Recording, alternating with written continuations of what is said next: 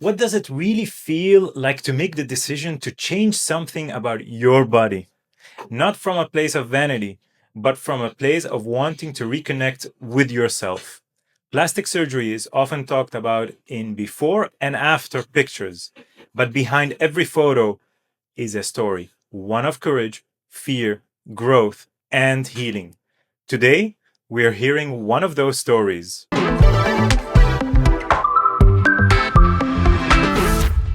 Welcome back to the Canvas of Beauty. I'm Dr. Fadi Bakal, consultant plastic surgeon here in Dubai.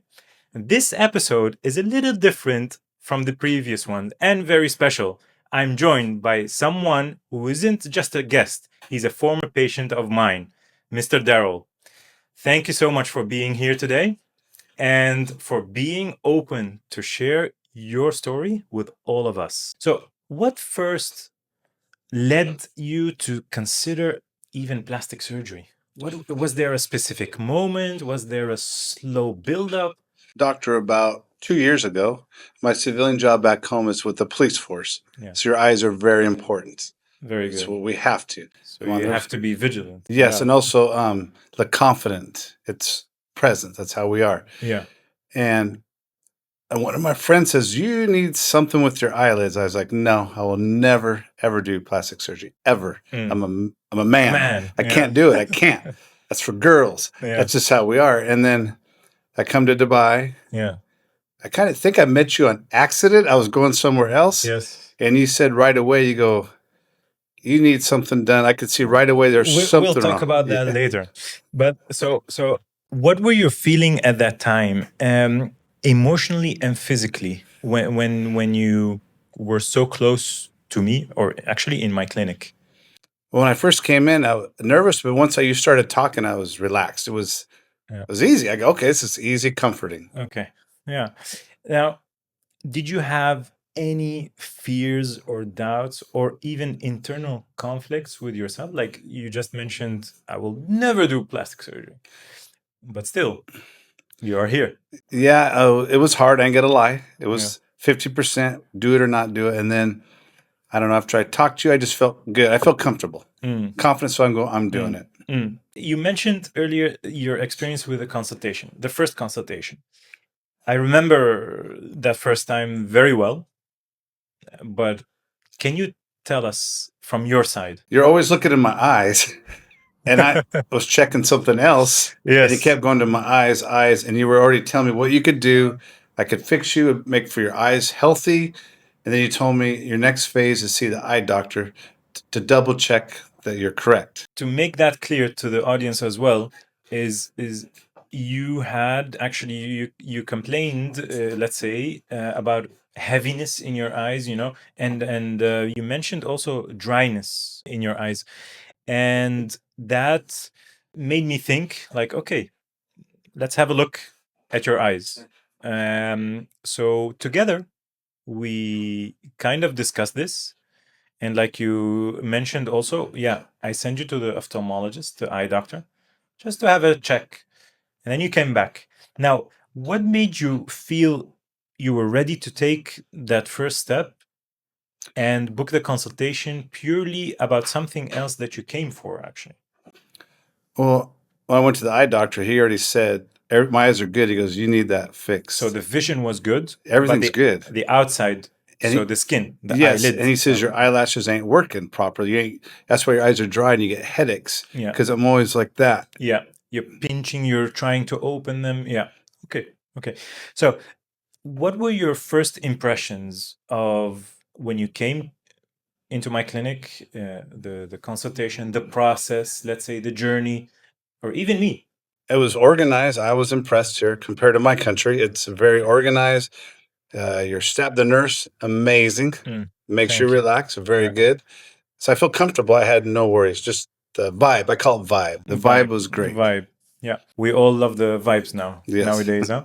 So was there something in our conversation during those moments that we had during the consultation that helped you feel seen, heard, or even feel just comfortable, just you?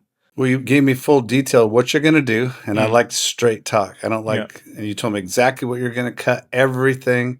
And you told me how long it's going to heal, how much downtime I'm from work, because that's important. Yeah. And Because in our daily busy life, work life balance is very important nowadays. Yes. Yeah. That is prior to the surgery. Let's go now a step further. You made your decision together with me based on the information that I provided you with, and we are now in the day of the surgery and the recovery. Let's talk about the day of the surgery. Yeah. What do you remember about the day of the surgery? Nervous, always nervous. Mm. I get there. I don't know that stuff because it's the surgery area. Exactly. It's the new setting. Yes. Let's say. And then once I see you, I go, okay, I'm good. You just need to know somebody you trust and know. Yeah. Then I was good, and you double detail me. You remember this? You got to do this, Yeah. that, and then I was like, let's do it. I was ready. Okay. It wasn't that bad. Very good. How was the first week post-op? Okay, we did the surgery. All went well, thank God. I gave you the post-op instructions at home, the home therapy. How was that first week for you? Hard for me because I'm very active. So physically, you needed to restrain yourself, right? Truth. Why is that important? You know that. Yes, I know why. Now you know. Yes, I know. Tell us. Enlighten us. I can say when I get ice every hour, very important for swelling. Yeah. Every hour, drops 4 times. Yeah. 4 times a day. Yeah. Stuff a night. Sleep a certain way, which is hard to do. It is for me to sleep upright. A lot of people. You're not the only one. And then you released me, and then I did a mistake. You want to share that with us? Yeah, I was embarrassed. Released me and said, don't sweat, relax. And I went straight to work in the hot, because Dubai's hot. Yes. I was sweating, worked a little bit, and then everything opened up. My fault. Maybe I scratched it because it itched. Everything can happen. But it was from the heat. You don't sweat. I was 5 hours in the heat. But you felt also even if you did physical activity after surgery, that's why we have downtimes. That's why Mother Nature, we need sometimes to respect Mother Nature after surgery. Because I always give the example, and I think I gave it to you as well in the beginning. When you put a seed in Mother Earth, next day it's not a palm tree, right? It's true. So it needs time to heal, to subside with the post-op swelling and stuff like that. So yes, we as surgeons, we give a lot of restrictions, but it's not for our own personal benefit, but it's your own personal benefit from patient side, right? And you experience it. Yes. But thank God, everything went well after that. Now, do you feel that this is a surprise for you? Was that a surprise in your recovery that you didn't expect, or how did you address this? On that incident or just overall? Just overall, together with that one. Once I got used to the routine, then it was no big deal. I had a routine, and okay, it's just 7 days. That's all you got to do. 7 days, discipline. It's relaxing. You just put ice every hour, take the drops. It's not that bad. Now, if you have now the knowledge, if you go back prior to the surgery, and with only information from someone else, so your plastic surgeon, me, I give you that information, but you didn't experience it yet until after the surgery. Is it then too heavy, that information that you got from me it was before simple. the surgery? Was it unrealistic?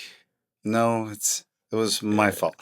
No. It's not about pointing fingers, but because, like you said, it's only 7 days, right? 7 days.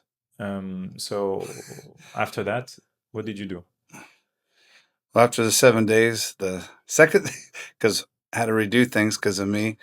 After this time, simple, minor things that we corrected, but it was simple, and I just obeyed. Everything was easy, and it recovered fast. And it recovered fast, right? Easy. In a couple of days after it was that, easy. Right? Easy. Yeah.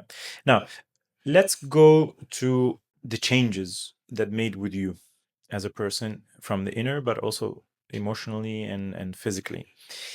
Now that time has passed, after the surgical treatment, after the recovery, although you're still are recovering, but that's okay because this recovery you don't see visible on the outside, it's only on the internal side. So you just have patience, you know. How do you feel in your body today and compared to before? Like a life changer for me, for real. I send my pictures every day to my mom because she was a retired Having the nurse same and she did the treatment. same surgery and she's Yeah. a retired nurse. And she goes, "Oh, you're doing good. You're good. What'd you do this time?" You know, she says, Yeah. "Ice more, ice, ice, ice." Mm, And I sent it to my other friends, like, "Wow, you're looking younger and your eyes are like open. Your eyes are really blue." So yeah. it makes you feel confident. Yeah. And I noticed my eyes are easier to open, stay open. I don't have the headaches here from, From squeezing oh, and yeah. it's, I Yeah. can't explain it. But when I look in the mirror, I'm like, oh, wow, there's me again, Mm. the way I used to be.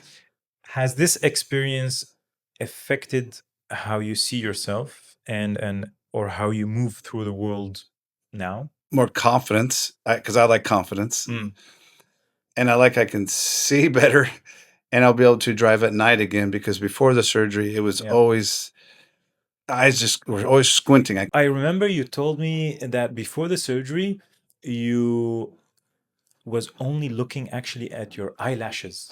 How how is it now? Well, now I see my eyes. Yeah. And actually, the eye doctor said some of it before the surgery was covering my eyelashes, so it wasn't doing its job. Mm. And he says that's not good for lubrication. You need your eyelashes to work, and Thus your dry eyes, you yes, know? sir. Yeah. Yeah. And he says this surgery will help you have your eyelashes do its job Mm, and help yeah. lubricate your eyes. And going back to the dry eyes, did you feel that when I asked you, do you have dry eyes? You said, no, on the contrary, they are actually tearing a lot, right? Yes, And what I told you, what did I tell you? because they're my Because of your dry eyes. eyes. So it's actually a vicious Oh, circle. So dry eyes, the body reacts to that, makes more tears, and drooping like hell, you know. But now it's changed. yes. It doesn't do this all the time. Exactly. Oh, right Yeah. here on the Yeah. sides, it was On the side. bad. Yeah. Very good. Very good. Okay. Now let's take a break from all these experiences. Let me ask you several questions, and I want just a short, quick Okay. question answer from you. The first one is, what's one word you'd use to describe yourself before the surgery? One word. Confidence down. 2 Okay. words. And after? Confidence good. Good. I'm good. I'm Yeah. good. You're comfortable. Oh yeah, I'm so Yeah. happy. Okay. Uh, was there a song that you hit on repeatedly during your recovery? A song? Yeah. Or Guns N' some Roses, Patience. Guns N' Roses, Patience? Patience, the song Patience. Why? Because you have to have patience for healing and everything will be great. So what I always say, patience need patience. Yes. That was my Yeah, song. exactly. So what about your daily activity lifestyle, like food or meals? Was there any comfort meal or snack post op that you craved for or that you yeah use? uh, my wife is very healthy, but I had pizza. I would tell about it when she was gone Mm. and sneak my pizza. That was my comfort food. That was your comfort And I would food. hide the box before she got home. Which is a small pizza or a big Small. I pizza? got small because she'll know. Okay. What advice would you give someone that is now listening to this episode, considering surgery, but feeling nervous or anxious, or is not 100% or 101% convinced? Once you find a good surgeon, trust him. It's worth it. And I'm going to do it again into this year, the other part of phase 2. That's how Thank you. I'm ready for it. Good, good, good. I appreciate that. Now let's finalize things and reflect a little bit about the emotional closure. This is your space now. And if someone is listening, and for sure there are a lot of people that are in the same experience as you, or even they want to experience the same as you did, do you feel you're a different person prior to surgery and after Oh, recovery? yes. Easy. Yes. So what did you learn? What made you feel this way, that you're different now? In the past, a lot of males need their confidence. Yeah. It's the eyes is important. I didn't realize how important my eyes were.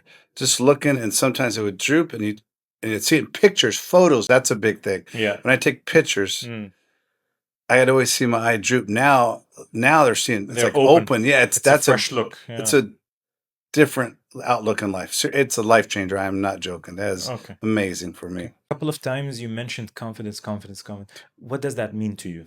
Just confidence. You can look at everyone just as you, not kind of hiding this eye because it's drooping. You can look them face to face and be yourself, not in that little wall you're always hiding. Plastic surgery did you good. Yes. You never thought of that. I've right? never would have ever thought in my life. Yeah. I thought it was more for females, but no, if it's for males, I didn't realize that. Definitely. Mr. Darrell, thank you for being here. And it's a pleasure actually to hear it from your personal experiences, from your point of view, and to share it with us honestly and openly during this episode.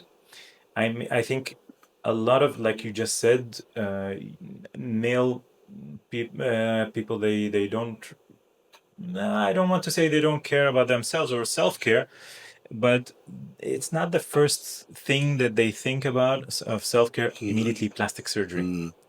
But now you're connecting the dots, Yes. right?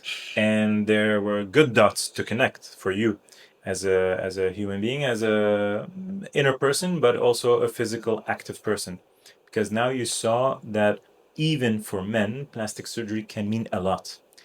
And it's good also to talk about it. So it's never a disadvantage just to have a consultation with a plastic surgeon about some concerns that you have, whether it's the face or the body. If this episode gave you courage, insight, or a moment of emotional recognition, I hope you'll share it, just like Mr. Darrell here. And if you're in the early stages of your own decision making, know that you don't have to do it alone. Follow the canvas of beauty for more patient centered conversations like this one. And as always, I'm Dr. Fadi Bakal, and I'll see you in the next episode or in my clinic.